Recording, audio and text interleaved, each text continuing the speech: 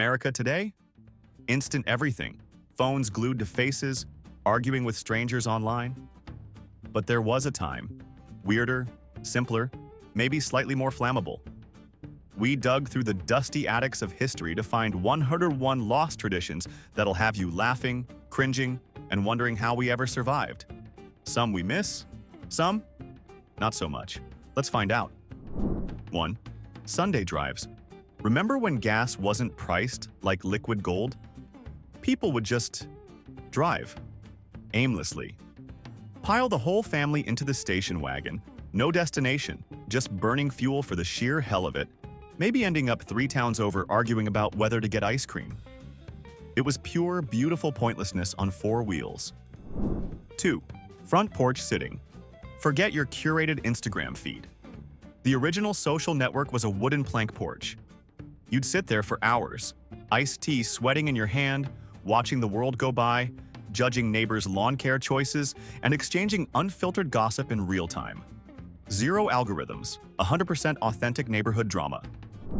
3. Handwritten letters. Yeah, actual ink on actual paper. You'd spend time crafting sentences, reveal your possibly atrocious handwriting, seal it, put a stamp on it, a stamp, and then wait days, maybe weeks, for a reply. It was communication with built-in torture. I mean, anticipation. Try explaining that level of patience to a millennial. 4. Soda fountains and malt shops. Picture this: gleaming chrome, red vinyl booths, and a teenager in a paper hat called a soda jerk. Seriously, that was the job title. Mixing you up a brain-freezing phosphate or a malt thick enough to stand a spoon in. It was the epicenter of awkward first dates and sugar-fueled teenage plotting. 5. Drive-in movie theaters. The drive-in. Less about the actual movie, more about the possibilities. Paying for 1 ticket and smuggling 5 friends in the trunk? Check. Steaming up the windows so bad you couldn't see the giant screen anyway? Double check. It was a temple of teenage freedom, questionable decisions, and occasionally B-grade horror flicks. 6. Community barn raisings. Imagine needing a barn, and instead of drowning in permits and contractor quotes, the entire town just shows up. Hammers swinging, questionable structural advice flying, fueled by mountains of sandwiches and probably a significant amount of beer. It was the original, slightly chaotic, crowdsourced construction project. 7. Milk delivery. Before sterile plastic jugs and fluorescent-lit supermarkets, a mysterious figure known as the milkman would magically leave clinking glass bottles of fresh milk on your doorstep before dawn. You just had to pray the raccoons or the neighbor's perpetually hungry cat didn't stage a dairy heist first. 8. Full-service gas stations. Pull up to the pump and actual human beings would emerge. They'd pump your gas, check your oil, squeegee your windshield.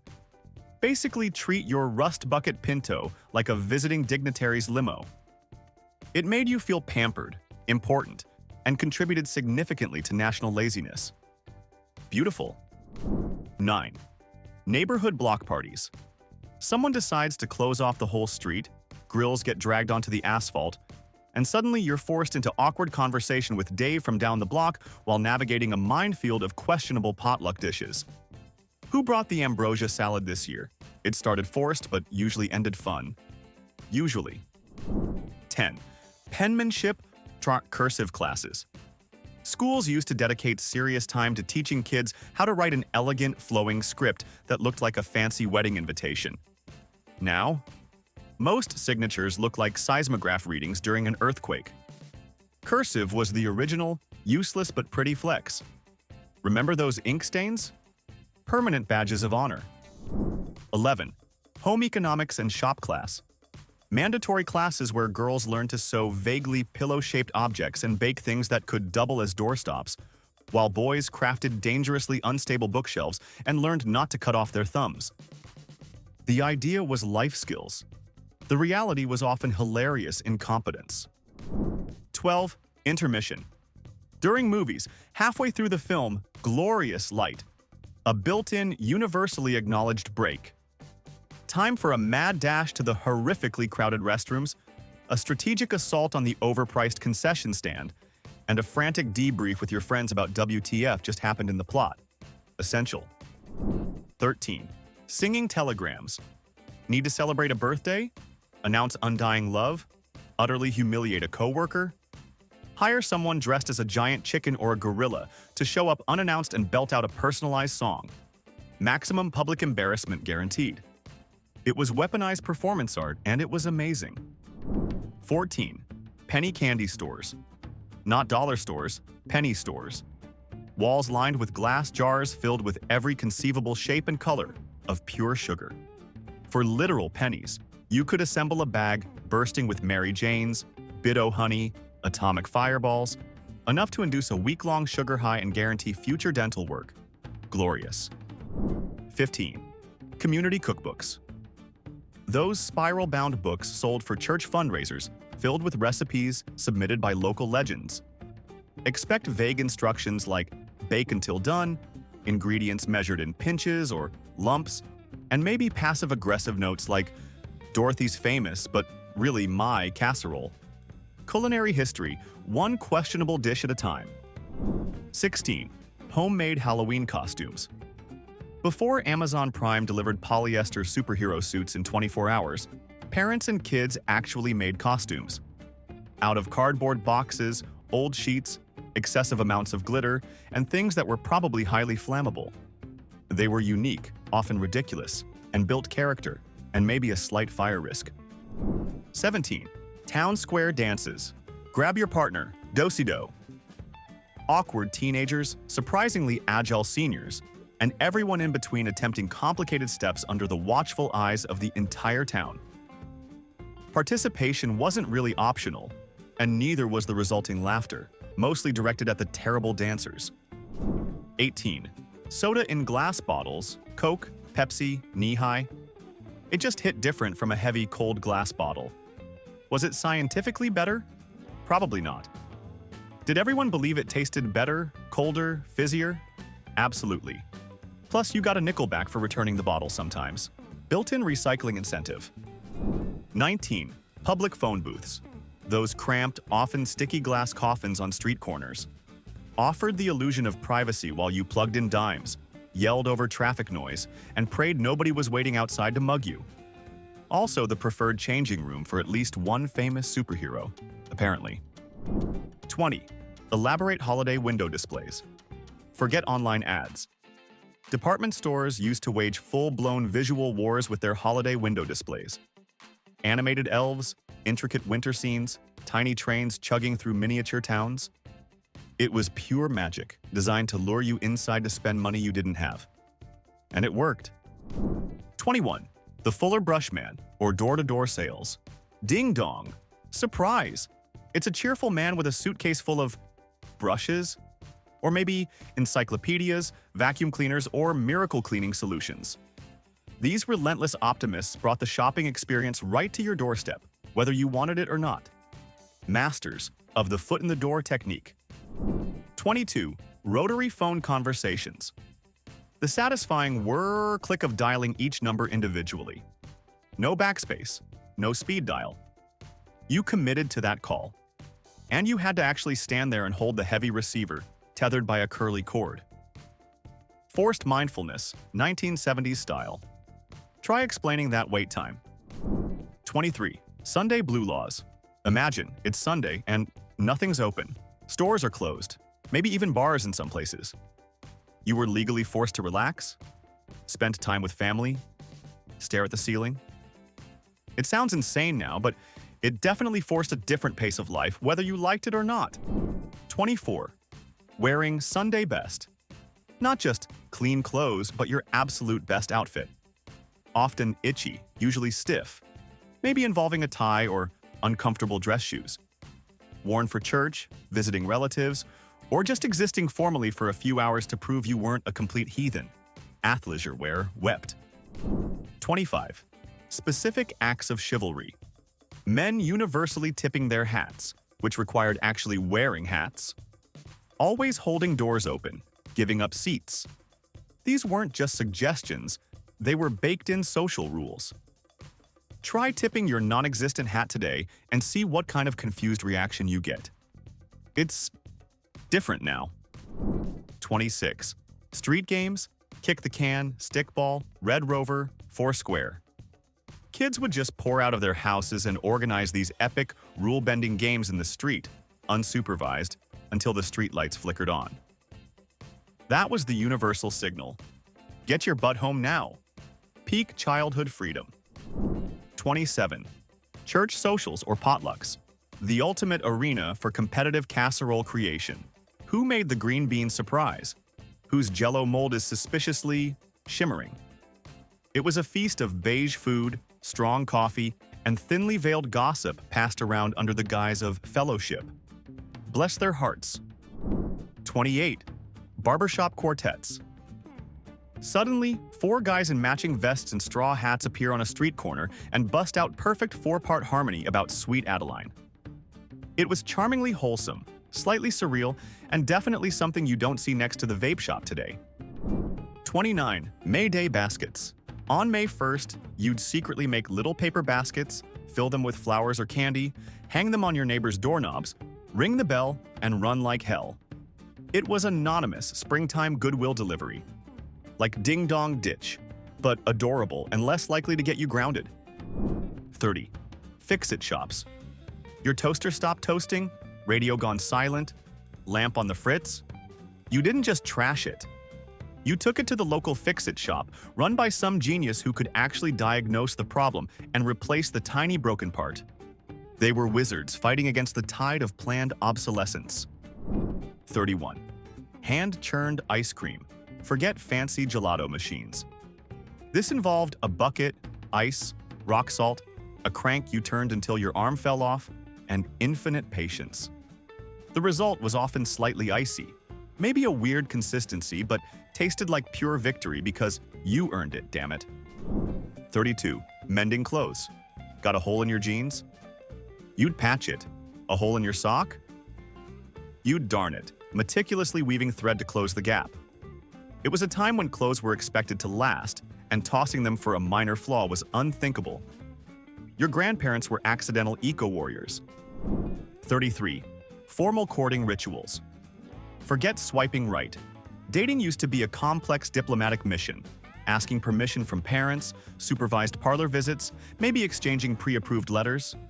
It was structured, awkward, and involved approximately 0% Netflix and chill. How anyone ever got together is a mystery. 34. Greeting cards for minor occasions. We're not talking birthdays or Christmas. People used to send actual physical cards for stuff like, "Sorry your parakeet looks depressed," or "Congrats on finally cleaning your gutters." The sheer volume of paper condolences and congratulations for mundane life events must have single-handedly kept the Postal Service afloat, and probably Hallmark executives in mansions. 35. The family doctor house call. Feeling like death warmed over? Instead of dragging yourself to a sterile clinic, the actual doctor came to you. In your house. While you were potentially wearing questionable pajamas and hadn't cleaned. They'd show up with their little black bag, maybe accept a freshly baked pie as partial payment, or so the legend goes. Try getting that level of service today. 36. Dime museums, freak shows. Long before YouTube rabbit holes, you paid a dime to see, well, things you couldn't unsee. Oddities, human marvels, maybe a creature crudely stitched together called a Fiji mermaid. It was that weird intersection of undeniable curiosity and deeply questionable ethics.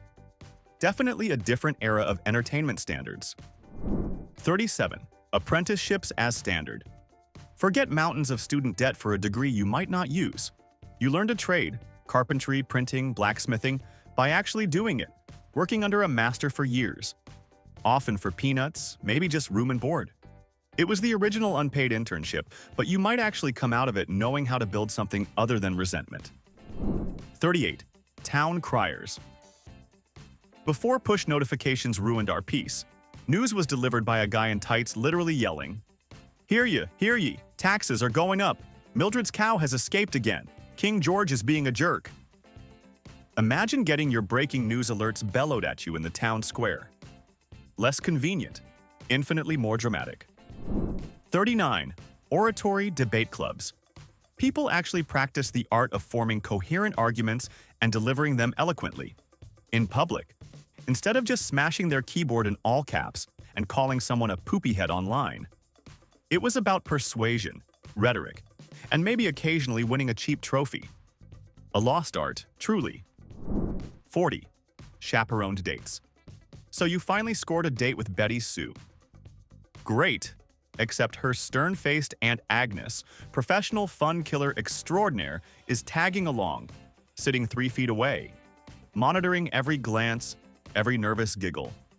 It was the guaranteed romance suppression system, ensuring dates remained painfully wholesome and incredibly awkward.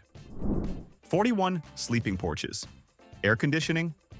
Luxury? Back then, if you wanted to survive a sweltering summer night, you slept outside on a screened-in porch. Enjoy the cool breeze. And the symphony of crickets, the dive-bombing mosquitoes, the creepy shadow that looks suspiciously like a lurking axe murderer, and zero privacy from nosy neighbors. Bliss. 42. Newspaper boys. Actual children, often barely tall enough to see over the handlebars, would wake up before dawn, expertly fold newspapers into aerodynamic projectiles, and fling them onto porches with terrifying accuracy, or sometimes into the bushes, or onto the roof.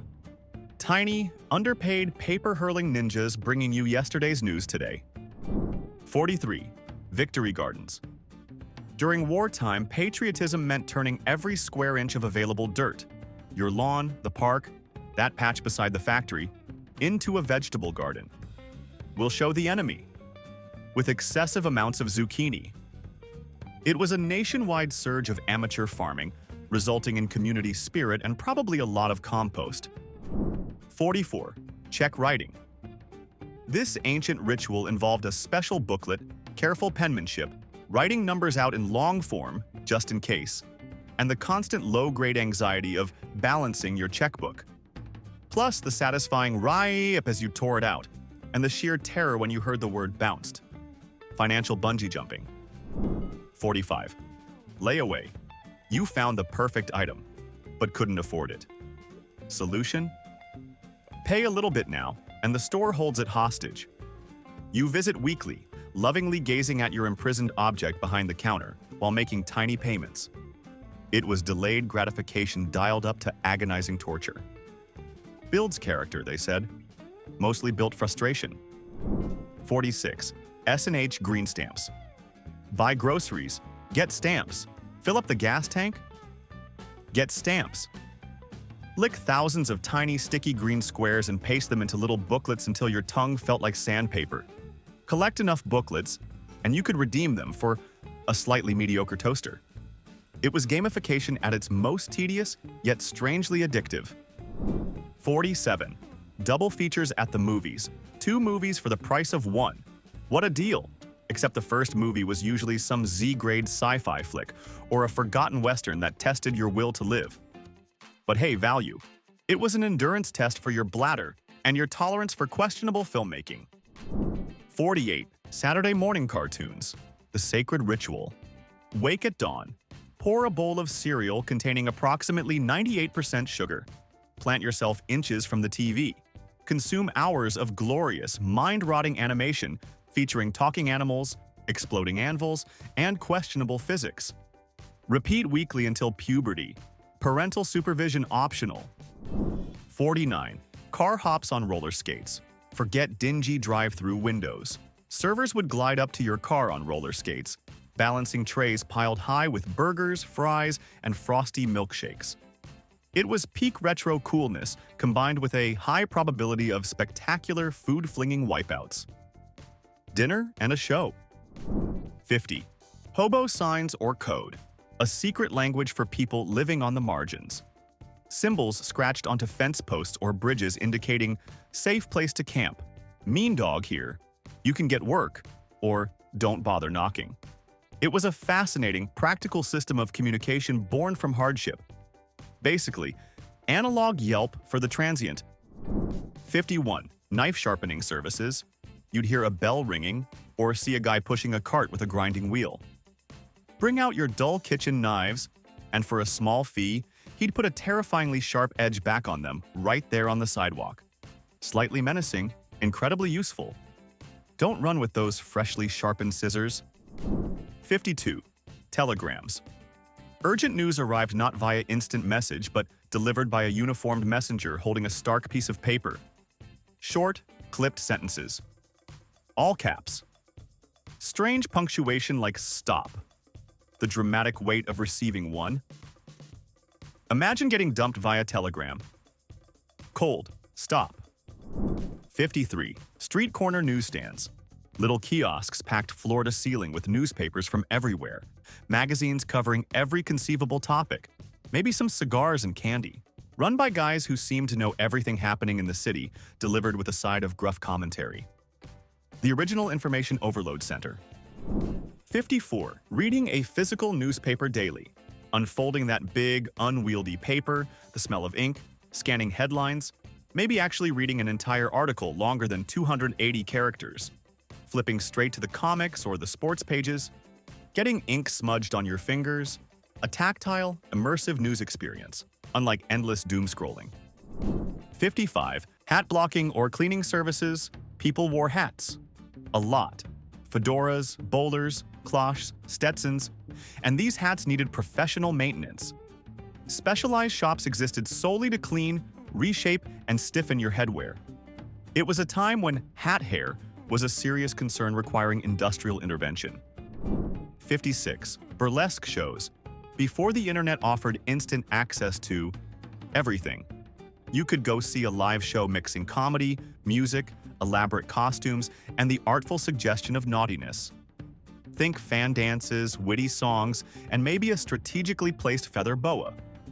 Surprisingly mainstream entertainment for its time, albeit with pearl-clutching potential. 57. Tupperware parties. An invitation arrives. You go to Carol's house. You eat strange Jell-O salad. Then, a cheerful demonstrator pressures you into buying overpriced pastel-colored plastic containers while you simultaneously gather juicy neighborhood gossip. It was a unique blend of multi-level marketing, social obligation, and systematic food storage solutions. 58. Amateur radio hour. Forget polished reality TV. This was raw, unfiltered talent, or lack thereof, broadcast live over the radio waves. People singing off-key, whistling complex tunes, maybe someone playing the spoons or reciting bad poetry.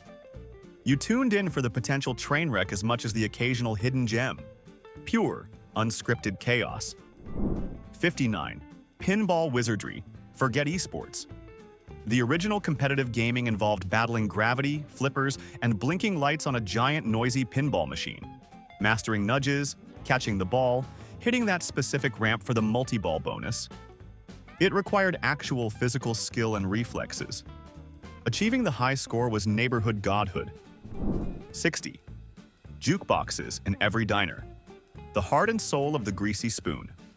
A gleaming machine filled with 45s, waiting for your quarter. The satisfying clunk as you made your selection, the whir as the record dropped, and then your song blasting out, providing the soundtrack for countless milkshakes, heart-to-hearts, and maybe some bad decisions. 61. Letterman jackets. Bulky wool jackets, often in obnoxious school colors, adorned with patches signifying every minor athletic achievement or club membership. Wearing one instantly communicated your place in the rigid high school caste system. They were heavy, probably itchy, but radiated pure, unadulterated teenage status. 62. Record hops or jukebox dances. School gyms or local diners transformed into swirling vortexes of teenage hormones. Kids awkwardly attempting the twist, the stroll, or just kind of shuffling around a rock and roll blasting from a portable record player or the jukebox, fueled by cheap soda and the desperate hope of maybe holding hands. 63. Secret family recipes. Grandma's chili, Aunt Sue's prize-winning cake. The recipe wasn't written down anywhere. It was a closely guarded secret, passed down orally, maybe with deliberate omissions to ensure nobody else could quite replicate it. Maintaining culinary dominance through strategic secrecy. Genius, really. 64. Courting candles. Seriously, think about this. A candle, marked with rings, dictating how long your date could last. All right, Billy, you've got until the candle burns down to the third ring to impress my daughter. Then get out. It's love on a literal timer, enforced by melting wax. Utterly bizarre. 65. Bundling. Let's revisit this gem. Colonial times. Young couple wants to get to know each other, so they get into the same bed, fully clothed, with a large wooden board placed firmly between them, supposedly for warmth and conversation. Right. The sheer, monumental awkwardness is staggering to comprehend. 66. Political torchlight parades. Forget polite lawn signs. Back in the day, you supported your candidate by joining a massive nighttime parade carrying an actual flaming torch. Thousands of people marching through the streets with fire. What could possibly go wrong? Visually spectacular, logistically terrifying, probably smelled like kerosene and impending chaos. 67. Tavern puzzles. Those infuriatingly complex bent nail or tangled metal puzzles, often found chained to the bar, supposedly to keep patrons occupied between pints. More likely designed by mischievous blacksmiths to watch drunk people struggle, get angry, and maybe forget about starting a fight. Pure, engineered frustration. 68. Quilting bees. Gatherings mostly of women, ostensibly to collaboratively stitch giant blankets. But really, it was a crucial information exchange network. News, gossip, advice, matchmaking, maybe solving neighborhood disputes, all woven together with thread and judgment. The original social sewing circle. 69. Whittling on the porch. Before infinite scrolling, there was infinite wood shaving. Just sitting there, pocket knife in hand, slowly transforming a random piece of wood into, well, usually just a sharper piece of wood. Or maybe a tiny, misshapen bird. It was the peak of meditative, potentially pointless, low-stakes craftsmanship. And surprisingly calming. 70. Honor system farm stands. Picture this: a roadside stand piled high with corn, tomatoes, maybe some questionable jam. No attendant. Just a rusty coffee can with a slot for cash. You took what you wanted, left your money, and trusted everyone else did too. It was a beautiful, fragile ecosystem built entirely on people not being complete scumbags. Shocking, I know. 71. Ice harvesting. Refrigerators? Pfft. Real OGs harvested their cold. Men went out onto frozen lakes with giant saws, cut massive blocks of ice weighing hundreds of pounds, and hauled them away with horses to store in insulated ice houses. Brutal, dangerous work just so you could have a non-lukewarm drink in July. Makes complaining about your fridge's ice maker seem pathetic. 72. Community spelling bees. Forget dusty school libraries. These were major town events.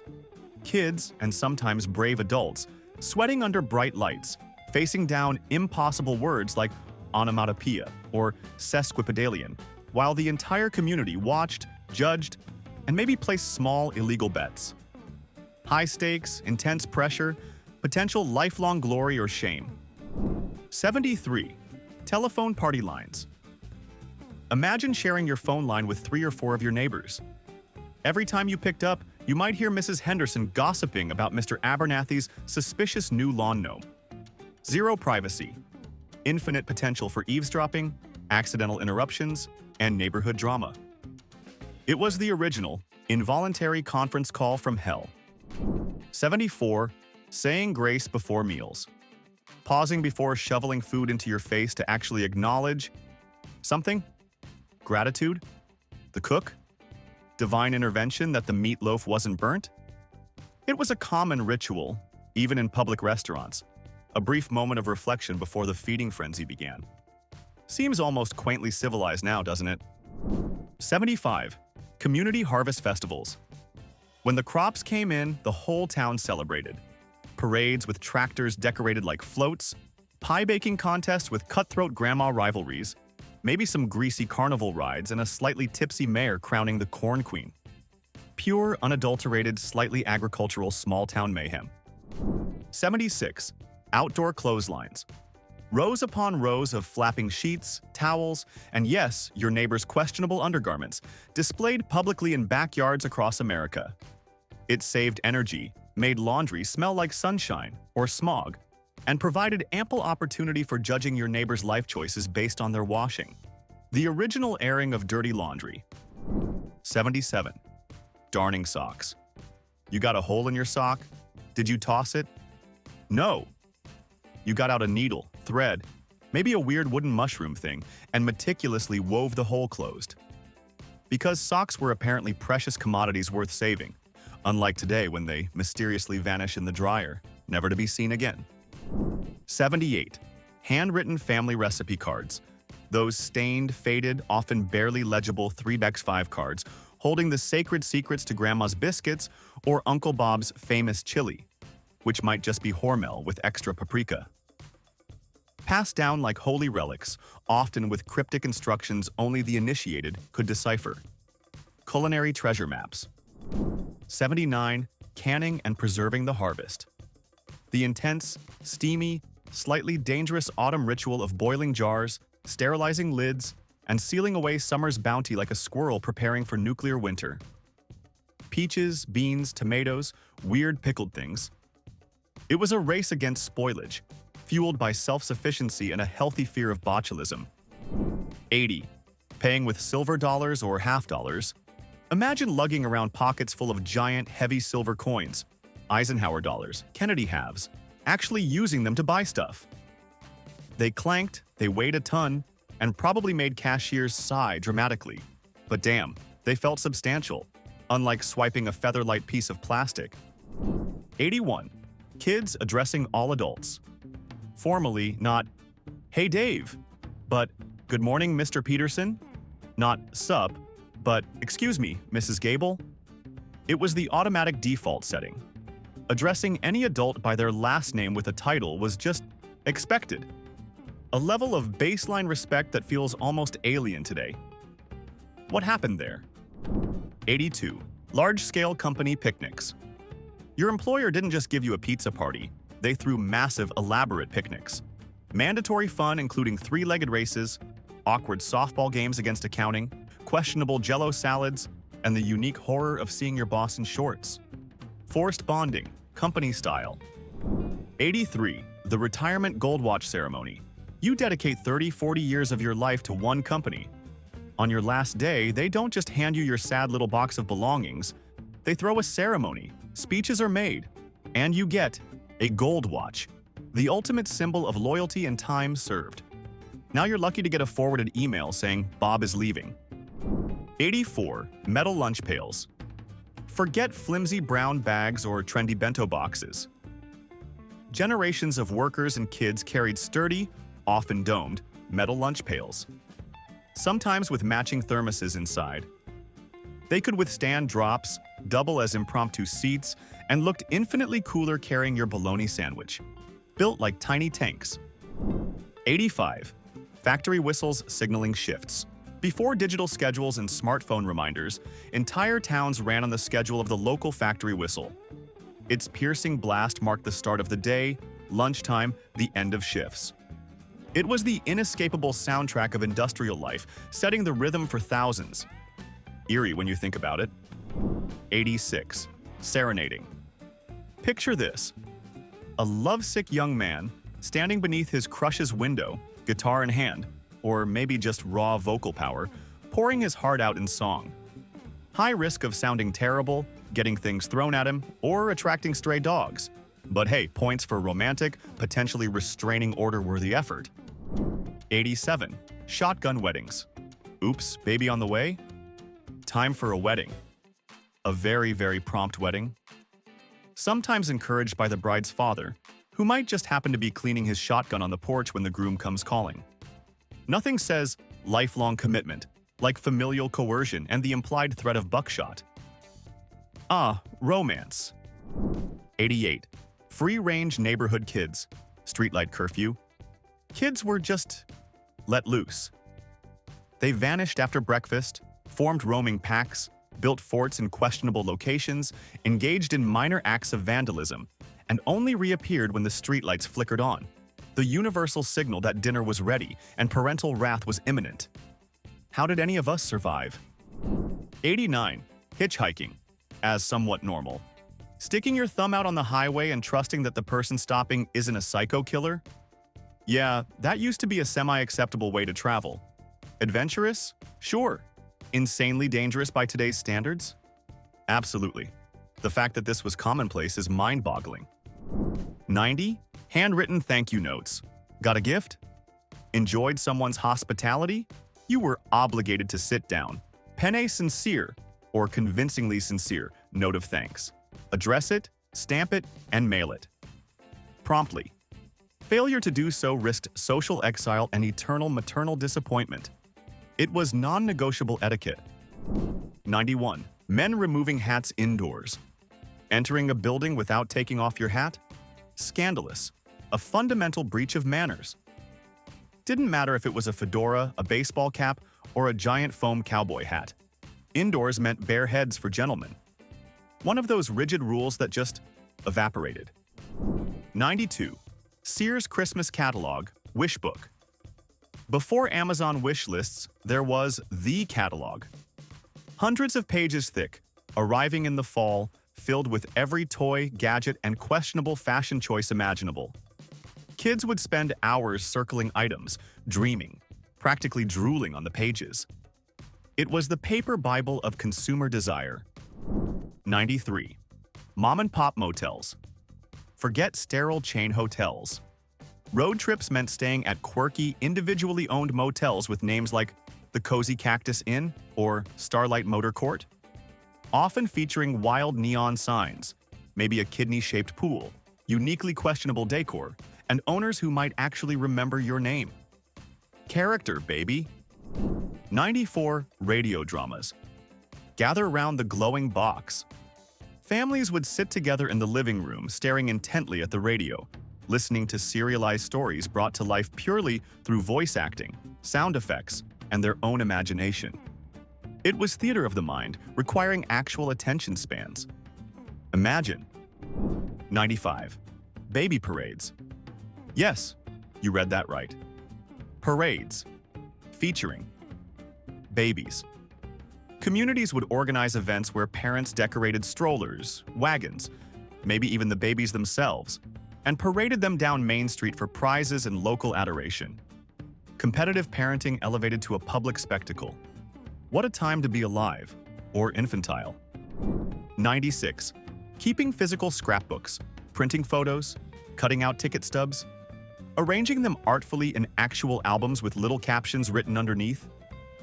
A painstaking process requiring glue sticks, patience, and the acceptance that not every single photo needed to be preserved forever. Tangible memories, not just digital clutter. 97. Decorating cars for weddings. The happy couple drives off, trailing a cacophony of tin cans tied to the bumper, windows obscured by shaving cream hearts and "just married" messages. Maximum noise, maximum public announcement, minimum visibility for the driver. A loud, messy, joyful declaration. 98. Backyard fireworks shows. Questionable safety. The 4th of July wasn't complete unless Dad was setting off slightly illegal-looking fireworks in the backyard. Roman candles aimed precariously close to the house.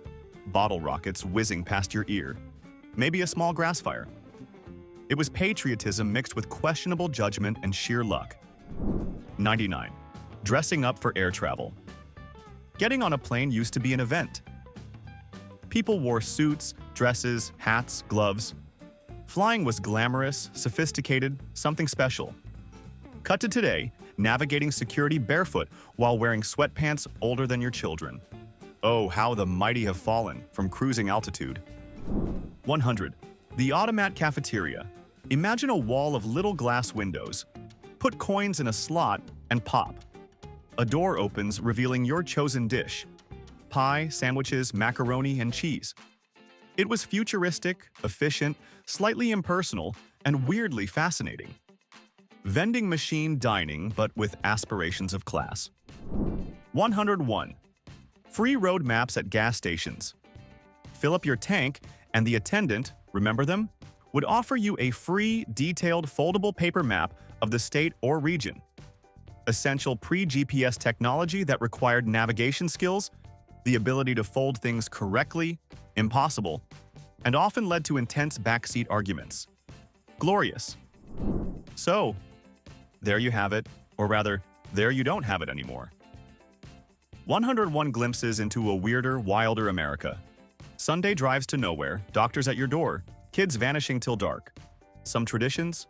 Honestly, we kinda miss them. Others? Yeah, maybe it's good they're gone. Which lost tradition do you think should make a comeback? And which ones are better left buried next to those terrifying Jell-O salads? Drop it in the comments and tell us just how weird things really used to be.